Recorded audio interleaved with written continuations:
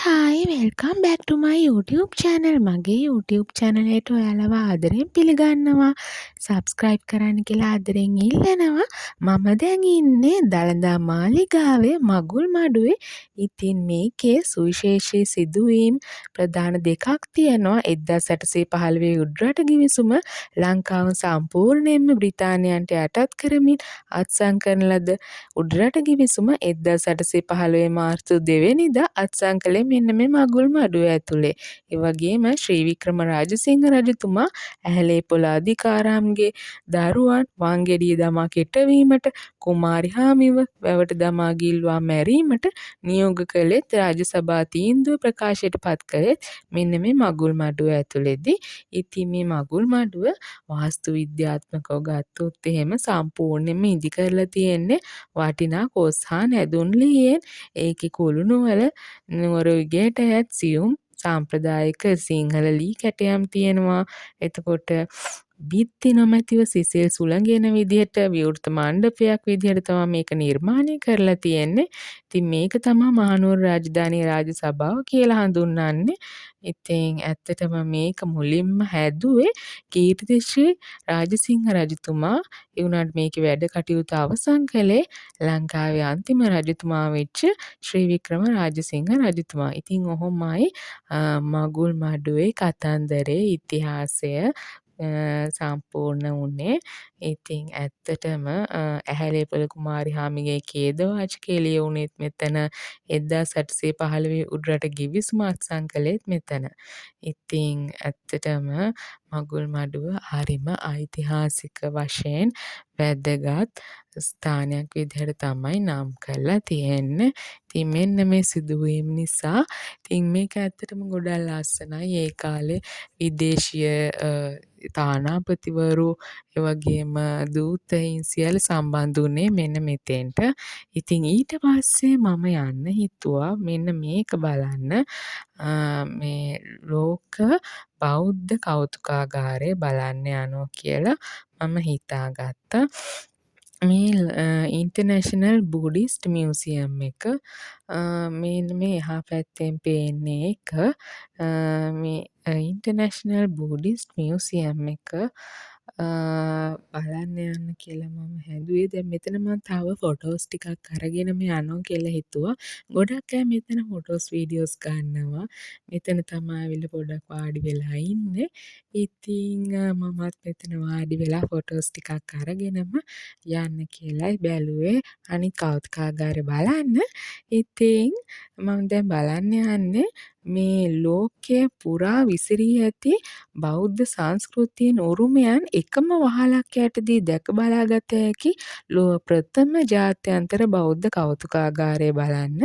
මේකට රටවල් රැසක දායකත්වය දීලා තියෙනවා. ශ්‍රී ලංකාවට අමතරව ඉන්දියාව, බංගලාදේශ, නේපාලය, පාකිස්තානය, ජපානය, චීනය, කොරියාව, තායිලන්තය, මියන්මාරය, ලාओසේ, වියට්නාමය, කාම්බෝජය වැනි බෞද්ධ ඉතිහාසයක් ඇති රටවල් 17කට වැඩි ප්‍රමාණයක් කුටි වෙන වෙනම තියෙනවා. මේ තියෙන රටවල් 17 වෙනම මෙන්ෂන් කරලා දාලා මේ කෞතුකාගාරය පවත්වාගෙන යන්නේ බ්‍රිතාන්‍ය යුගයේ ඉදි කරපු මේ පැරණි මහනුවර මහාධිකරණ ගොඩනැගිල්ලක තමයි මේ තියෙන්නේ. පිටිපස්සෙන් පේන්නේ පැරණි මහනුවර මහාධිකරණ ගොඩනැගිල්ල. මේ වික්ටෝරියානු යුගයේ ගෘහ නිර්මාණ ශිල්පයට අනුව තමයි මේක හදලා තියෙන්නේ. එතකොට මේකේ බලා ගන්න පුළුවන් එක් එක් රටවලට ආවේනික වූ අතිශය දුර්ලභ බුදු පිළිම වහන්සේලා, බෞද්ධ චිත්‍ර, කැටයම්, ආකෘති, පූජා භාණ්ඩ එතකොට බුද්ධාගම ඉන්දියාවේ සිට ආසියාවේ අනෙකුත් රටවලට ව්‍යාප්ත වූ ආකාරය පෙන්වන සිතියම්, ඓතිහාසික තොරතුරු, විවිධ රටවල බෞද්ධයන් ඇඳි වත්පිළිවෙත්, ඇඳුම් පැළඳුම් පිළිබඳ ආකෘති. ඉතින් මෙතන තියෙනවා ආර්ති එක්සිබිෂන් සෙන්ටර් එක. ඒක වගේම මෙතන මියුසියම් එක දෙකම තියෙනවා. ඉතින් මේ දෙකම අපිට බලන්න යන්න දෙනවා. බට් වීඩියෝ කරන්න, ෆොටෝස් ගන්න දෙන්නේ නැහැ ඇතුලේ. ඒක තහනම් කරලා තියෙන්නේ. ඉතින් එන්න එහෙම තමයි මේ කෞතුකාගාරය තියෙන්නේ. ඉතින් මෙන්න මෙතනින් එනවා ඇත්රාජයෙක් බලන්න යාගේ ලස්සන ගමන. අනේ සාදු සාදු කියනවා. ඉතින් දළදා පෙරහැරේ යන තවත් ඇත්රාජයෙක් ඉන්න මෙයාගේ නම නම් කිව්වේ මිගාර කියලා. අනේ එයාටත් සාදු සාදු තව කාලයක් දන්දා පෙරහැර වඩම්මන ලැබේවා කියලා ප්‍රාර්ථනා කරනවා.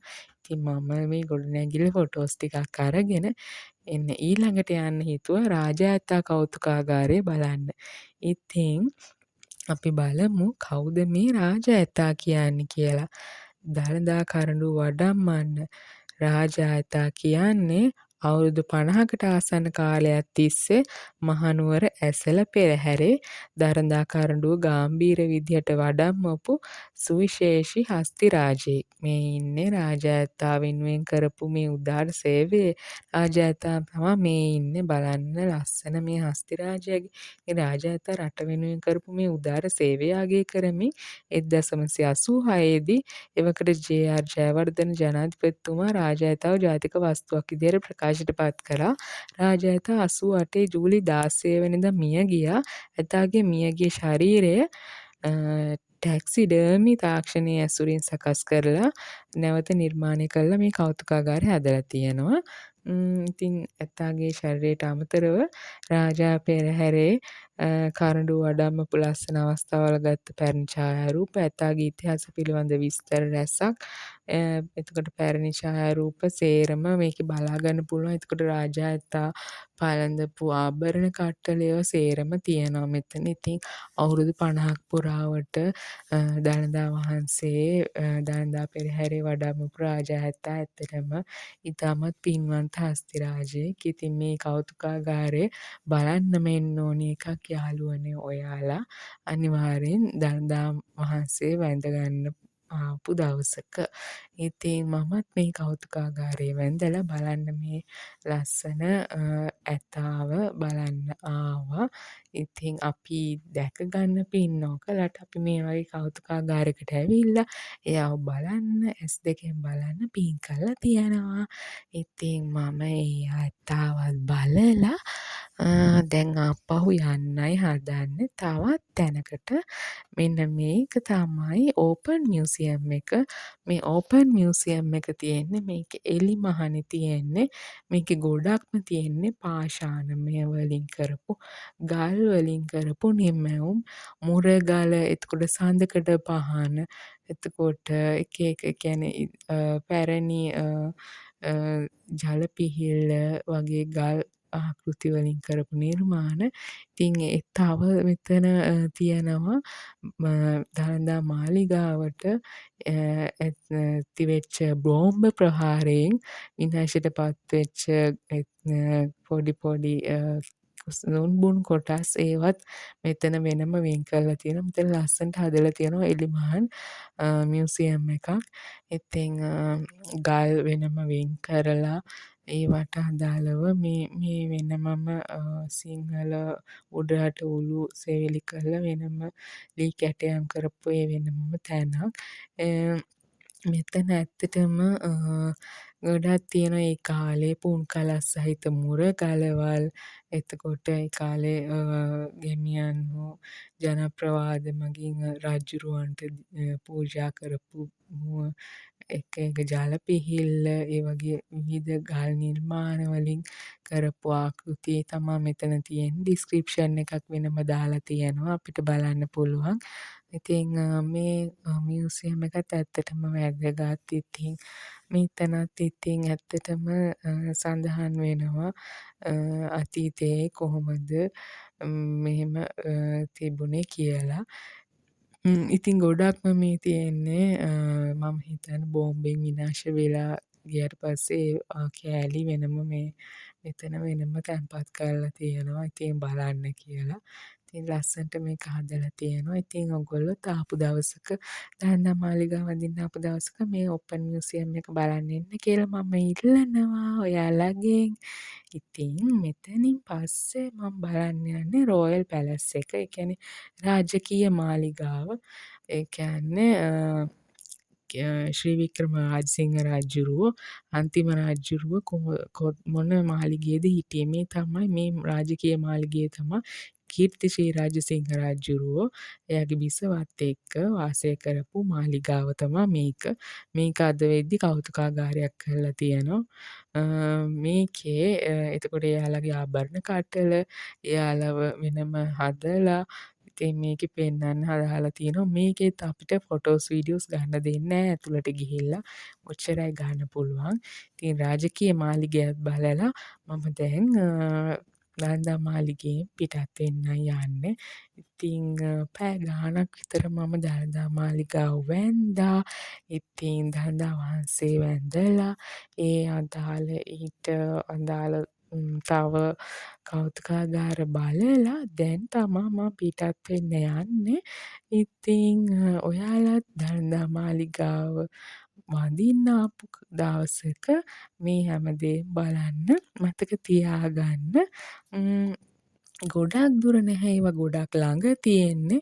ඉතින් කෙනෙක්ගෙන් අහලා හරි ගිහිල්ලා මේ දේවල් බලලා කියලම යන්න කියලා තමා මම ඉල්ලන්නේ. දළදා වහන්සේ වැඳ පුදාගෙන අර දේවලුත් බලලා දැනුමට යමක් එකතු කරගෙනම යන්න කියලා මම ඔයාලගෙන් ඉල්ලන ගමන් ඉතින් මගේ channel එක subscribe කරන්න කියලා ඔයාලගෙන් ආදරෙන් ඉල්ලනවා.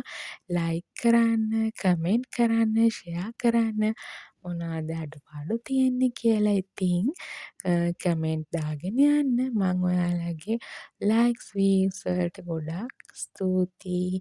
එතකොට subscribe කරන්න කියලා ආදරෙන් ඉල්ලනවා. ඉතින් ඊළඟ වීඩියෝ එකකින් ආයි හමු වෙන ගමන් එහෙනම් bye bye. ඔයාලට සුබ දවසක්.